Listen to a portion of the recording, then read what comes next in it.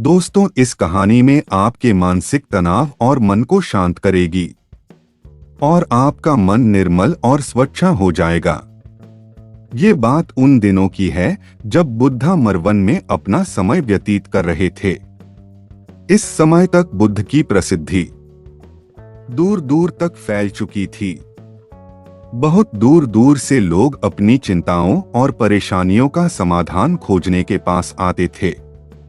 ऐसे ही एक दिन जब बुद्धा मरवन में अपने शिष्यों को प्रवचन दे रहे थे, तो एक अधेड़ उम्र का व्यक्ति अपने 20 वर्ष के पुत्र को अपने साथ लिए बुद्ध की तरफ चला आ रहा था। जब यह प्रवचन स्थल के पास पहुंच गए तो एक नजर उन पर डाली और इशारे से बैठने के लिए कहा। जब प्रवचन समाप्त हो गया और सभी लोग वहां से चले गए तो बुद्ध ने उस व्यक्ति को अपने पास बुलाया और बैठने के लिए कहा। वहां चारों तरफ हरियाली छाई हुई थी। मौसम बहुत सुहाना था और तरह तरह के पक्षियों की आवाजें गूंज रही थी। ऐसा नजारा देखकर उस व्यक्ति को अंदर से असीम शांति महसूस हो रही थी। इसके बाद बुद्ध ने उस व्यक्ति से आने का कारण पूछा, तो इस पर व्यक्ति ने कहा, यह तथागत मैं 2 दिन की लंबी यात्रा करके अपने पुत्र को आपसे मिलवाने लाया हूं। ये मेरा इकलौता पुत्र है और ये हर समय थका थका रहता है। ऐसा लगता है जैसे इसके अंदर कोई जान ही नहीं है, कोई प्राण नहीं है। इसका स्वभाव भी काफी चिड़चिड़ा हो गया है। अगर हम इससे कुछ भी कहते हैं तो यह हमारी छोटी छोटी बातों पर गुस्सा हो जाता है। इसके देखने की क्षमता भी उम्र से पहले ही कमजोर हो गई है और इसके बाल भी सफेद पड़ने लगे हैं। इतनी कम उम्र में इतनी बड़ी उम्र का लगना मुझे तो कुछ समझ नहीं आ रहा। किसके साथ हो क्या रहा है? तथागत, मैं अपने पुत्र के स्वास्थ्य को लेकर बहुत चिंतित हूं। जब मैं अपने पुत्र को वैद्य जी के पास लेकर गया तो उन्होंने कुछ औषधि दी और कहा, अपने पुत्र को तनाव कम लेने के लिए कहो। वो अपने दिमाग में बहुत अधिक तनाव लेता है, इसलिए उसकी ऐसी हालत हो गई है। लेकिन मुझे उनके बहुत समझाने के बाद भी तनाव का मतलब समझ नहीं आया। मुझे नहीं पता कि तनाव होता क्या है, यह किन कारणों से आता है और उसे कैसे अपने पुत्र के दिमाग से निकालूं। लेकिन मुझे सबसे पहले तो ये समझना है कि तनाव होता क्या है। इसीलिए तथागत मैं आपके पास आया हूं, कृपया आप मेरी समस्या का समाधान कीजिए।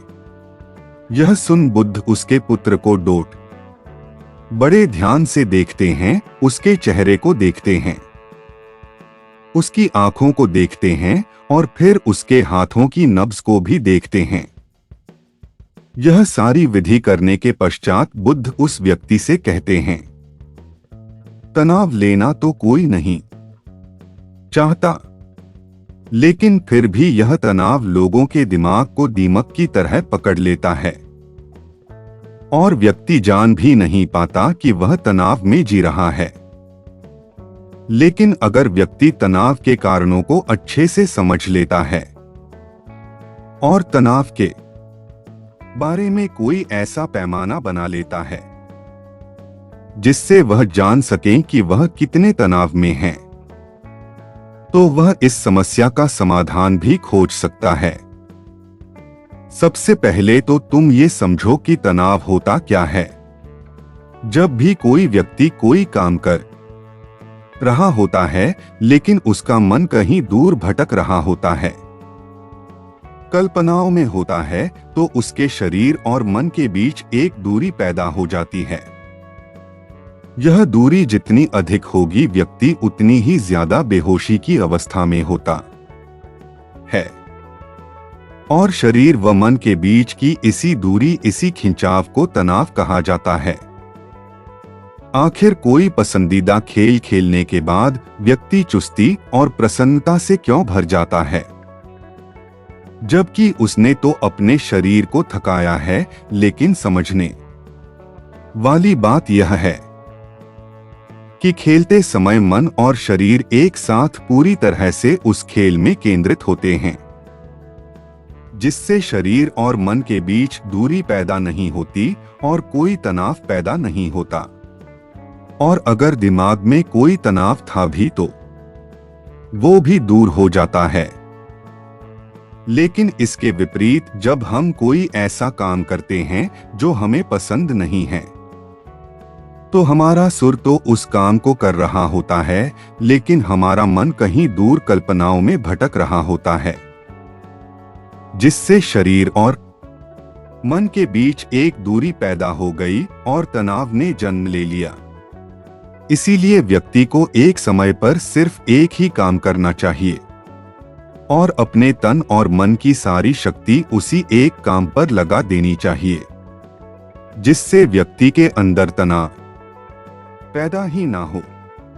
इसके बाद बुद्ध ने कहा, तनाव पैदा होने के मुख्य 8 कारण होते हैं और जिसने इन कारणों को समझ लिया वो जीवन भर तनाव मुक्त रह सकता है।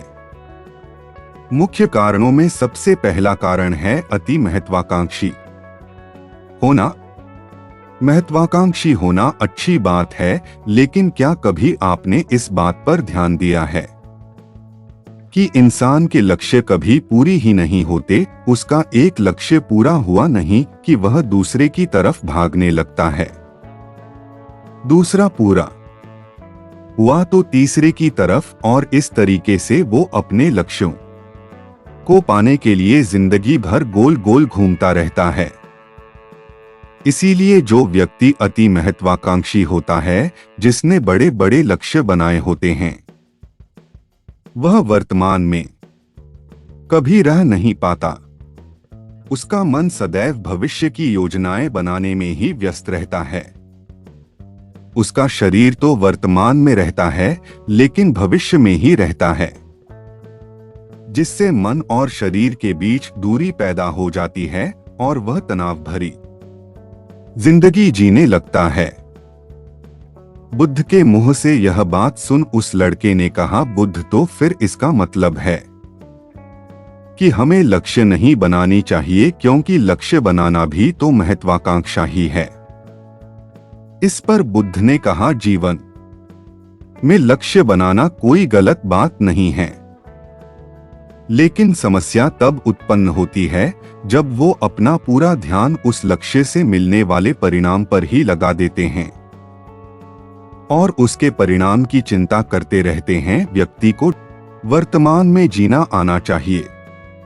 आप लक्ष्य बनाइए और उस लक्ष्य की प्राप्ति के लिए कड़ी मेहनत करिए, लेकिन साथ ही साथ आपको इस बात का भी ज्ञान होना चाहिए कि आप अभी वर्तमान में जी रहे हैं और वर्तमान ही सत्य है। बुद्ध ने आगे कहा, तनाव का दूसरा सबसे बड़ा कारण है ईर्ष्या। जब व्यक्ति ईर्ष्या और जलन से भर जाता है तो उसका मन अंदर से सड़ने लगता है। ईर्ष्या एक आंतरिक घाव है। आंतरिक घाव यानी मन का घाव। व्यक्ति के शरीर का घाव तो भर सकता है, लेकिन मन का घाव कभी नहीं भर सकता। इसीलिए व्यक्ति को दूसरे की खुशी और तरक्की से कभी ईर्ष्या नहीं करनी चाहिए, क्योंकि तनाव का कारण है। इसके बाद बुद्ध ने तनाव का अगला कारण बताते हुए कहा कि आरुषिपूर्ण काम करने से भी मन में तनाव पैदा होता है। जो काम करना हमें पसंद ही नहीं है, जिस काम में हमारी रुचि ही नहीं है, उस काम में हमारा मन लग ही नहीं पाएगा। हमारा शरीर तो वही बैठा रहेगा, लेकिन हमारा मन कल्पनाओं की उड़ान भरेगा, जिससे शरीर और मन के बीच दूरी पैदा हो जाती है और व्यक्ति तनावग्रस्त हो जाता है। इसीलिए इंसान को हमेशा अपनी रुचि के अनुसार ही कार्य करनी चाहिए। अगर व्यक्ति ने ये पता कर लिया कि उसे कौन सा काम करना पसंद है, और वो उसी काम को अपने जीवन का लक्ष्य बना लेता है, तो फिर वो काम उसके लिए काम नहीं बल्कि खेल बन जाता है। फिर बुद्ध ने कहा, तनाव का चौथा कारण होता है किसी दूसरे से अच्छा रखना। बुद्ध ने उस व्यक्ति की ओर इशारा करते हुए कहा, एक पिता होने के नाते तुम्हारी अपने पुत्र से बहुत सी अपेक्षाएं होंगी कि तुम्हारा पुत्र एक बहुत ही कामयाब इंसान बने, तुम्हारा नाम रोशन करे, जैसा तुम चाहते हो उस तरह का जीवन जिए, तुम्हारी हर बात मानी। लेकिन क्या आज तक कभी किसी की सारी अपेक्षाएं पूरी हुई है? जब भी कोई व्यक्ति किसी दूसरे से कोई अपेक्षा रखने लगता है तो वो अनजाने में अपने लिए तनाव पैदा करने लगता है। जरा सोचो कि अगर तुम्हारा बेटा तुम्हारे अनुसार काम नहीं कर रहा और वो नहीं बन पा रहा जो तुम उसे बनाना चाहते हो, तो निश्चित रूप से तुम्हारे दिमाग को तनाव पकड़ लेगा। तुम तनाव से भरा जीवन जीना शुरू कर दोगे और इस तनाव के बस में आकर तुम ऐसा व्यवहार करोगे, ऐसी बातें करोगे कि तुम्हारा अपने पुत्र के साथ संबंध और भी खराब होता चला जाएगा। इसीलिए व्यक्ति को जितना हो सके उतनी कम अपेक्षाएं दूसरों से रखनी चाहिए, और अगर पूरी तरह से तनाव मुक्त रहना है तो दूसरों से अपेक्षा रखना ही बंद कर दो। इसके बाद बुद्ध ने कहा कि शारीरिक कष्ट भी इंसान के तनाव का एक कारण होता है। जब व्यक्ति किसी शारीरिक पीड़ा से गुजर रहा होता है तो उसका पूरा ध्यान बस अपने उस शारीरिक दर्द पर होता है और वो पूरे दिन बस उसी के बारे में सोचता रहता है, जिससे उसका मन दुख के विचारों से भर जाता है और ऐसी स्थिति में व्यक्ति तनावग्रस्त रहने लगता है। यह सुन उस व्यक्ति ने कहा कि हे बुद्ध, शारीरिक दुख तो किसी भी व्यक्ति को हो सकता है, तो फिर क्या हुआ व्यक्ति जीवन भर तनाव में ही जिएगा? इसका जवाब देते हुए बुद्ध ने कहा कि इंसान को ये बात समझनी चाहिए कि हमारा जीवन दुखों का आधार है। जैसे जैसे हमारा जीवन आगे बढ़ता है, इसमें दुख आते हैं, बीमारियां आती हैं और फिर अंत में मृत्यु भी आती है। तो बीमारियां इंसान के जीवन का अभिन्न अंग है, कोई इनसे बच नहीं सकता। बस किसी किसी के जीवन में ये समय से पहले आ जाती है तो किसी के बाद में, पर आती सबको है। जब इंसान का मन इस बात को अच्छे से समझ लेगा तो फिर वह अपनी बीमारी के बारे में सोच सोच कर ज्यादा तनाव नहीं लेगा, क्योंकि यह हमारे जीवन का अभिन्न हिस्सा है। और इसके लिए व्यक्ति को शारीरिक रूप से भी अभ्यास करते रहना चाहिए। अपने जीवन में व्यायाम और स्वस्थ जीवन शैली को भी जगह देनी चाहिए, ताकि उसका शरीर लंबे समय तक निरोगी रहकर सही से काम कर सके। तनाव का अगला कारण होता है अपनी योजनाओं को समझने के लिए समय न देना। कुछ लोगों के दिमाग में कोई विचार आया नहीं है कि वो बिना सोचे समझे उस पर काम करना शुरू कर देते हैं, और जब उस काम में उन्हें असफलता मिलती है तो वह तनाव से भर जाते हैं, क्योंकि उन्होंने उस काम को शुरू करने से पहले उसके बारे में पूरी जानकारी इकट्ठा नहीं की थी। इंसान को कोई भी काम शुरू करने से पहले उसके अच्छे और बुरे परिणामों के बारे में ठीक से सोच विचार कर लेना चाहिए। इंसान को इस बारे में भी सोच लेना चाहिए कि अगर ये योजना सफल नहीं हुई तो फिर इसके बाद मैं क्या करूंगा। इसलिए व्यक्ति को अपनी योजनाओं को ठीक से समझने के लिए पूरा समय देना चाहिए, ताकि बाद में उस योजना की वजह से तनाव पैदा ना हो। तनाव का सातवां सबसे बड़ा कारण होता है टालमटोल करना। आज के काम को कल पर टालना। आप लोगों ने ये कहावत तो सुनी होगी कि आलसी इंसान के शरीर का सबसे बड़ा शत्रु है। इंसान आलस्य की वजह से आज के काम को कल के लिए टाल देता है और फिर काम को टालना उसकी आदत बन जाती है। काम को कल पर टालने वाले व्यक्ति का काम कभी भी समय पर पूरा नहीं हो पाता, और अगर किसी तरह से पूरा हो भी जाता है तो वह उतना अच्छा नहीं हो पाता जितना अच्छा उसे किया जा सकता था, और फिर यह बात व्यक्ति के अंदर तनाव पैदा करती है। लेकिन काम को टालना या काम को एकदम अंत समय पर करना एक आदत है। इसीलिए व्यक्ति ना चाहते हुए भी बार बार अपनी इस आदत का शिकार बन जाता है और काम को टालता रहता है, और फिर जब काम की समय सीमा पास आ जाती है तो वह तनाव से भरकर काम को पूरा करने का प्रयास करता है। इसीलिए तनाव मुक्त रहने के लिए व्यक्ति को काम को टालने की आदत छोड़नी पड़ेगी, और यह तभी संभव है जब व्यक्ति काम को समय से पहले खत्म करने का निश्चय करें। सबसे आखिरी और सबसे प्रमुख कारण जो तनाव का होता है वो है ज्यादा सोचना। लगातार सोचते रहना भी एक बीमारी है, और यह उस व्यक्ति में सबसे ज्यादा पाई जाती है जो कपोल कल्पनाएं करता है, जो अतीत की घटनाओं और भविष्य की बातों के बारे में सोचता रहता है, जो बेवजह के अनुमान लगाता रहता है। इसीलिए व्यक्ति को ज्यादा सोचने की आदत पर लगाम लगाना चाहिए। इसके लिए जितना हो सके खुद को काम में व्यस्त रखना चाहिए, और हर दिन ध्यान का अभ्यास करने को अपने जीवन का हिस्सा बना लेना चाहिए। बुद्ध के मुंह से यह सारी बातें सुनकर उस व्यक्ति ने हाथ जोड़कर कहा, बुद्ध, मेरा पुत्र तो अभी मात्र 20 वर्ष का ही है और इसमें अभी इतनी समझ भी नहीं है कि यह आपकी बताई सारी बातों का एक साथ पालन कर सकें। आप कृपया करके तनाव मुक्त रहने का कोई आसान सा तरीका बता दें जिससे मेरा बेटा उसका अनुसरण भी कर सके और तनाव मुक्त भी रह सके।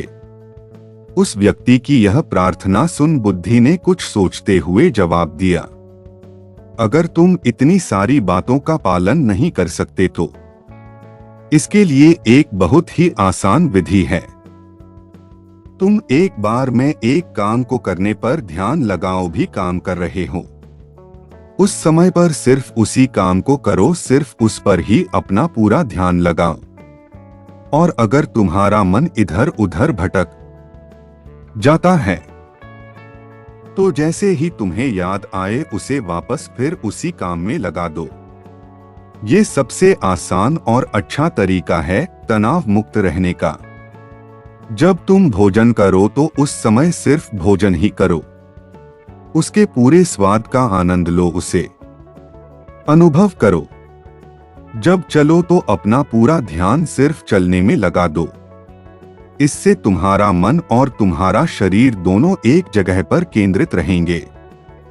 दोनों के बीच दूरी पैदा नहीं होगी जो कि तनाव का मुख्य कारण होती है। दोस्तों, यह कहानी सुनने के बाद आपको कैसी लगी कमेंट में बताएं, और ऐसी कहानी सुनने के लिए हमारे चैनल को सब्सक्राइब कीजिए। धन्यवाद।